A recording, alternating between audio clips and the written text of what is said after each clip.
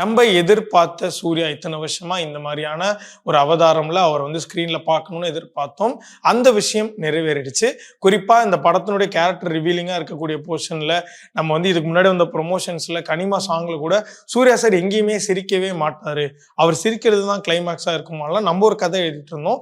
அதுக்கு ஜஸ்டிஃபை பண்ற மாதிரி அவருக்கு ஒரு கேரக்டர் பேக் ட்ராப் வந்து ஒன்று இருக்கு. ஸோ சூர்யா சார் வந்து மேஜர் ஆஃப் த போர்ஷன்ஸ்லாம் இல்லை, படம் முழுக்க அவர் சிரிக்கவே மாட்டாரு. பட் அவர் சிரிக்கிற ஒரு இடம் வந்து பயங்கர அழகா தியேட்டர்ல நமக்கு ஒரு சின்ன ஸ்மைல வந்து கொடுக்கும்.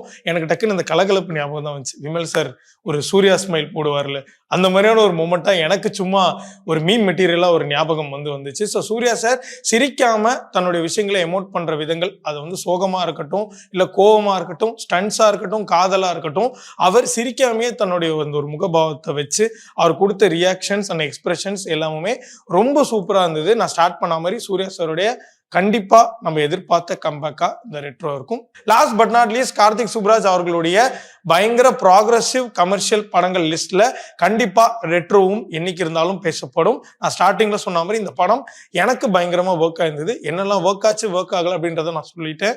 நீங்க போய் படம் பார்த்து உங்களுக்கு என்னெல்லாம் பிடிச்சிச்சு பிடிக்கலன்றத கமெண்ட் பண்ணுங்க.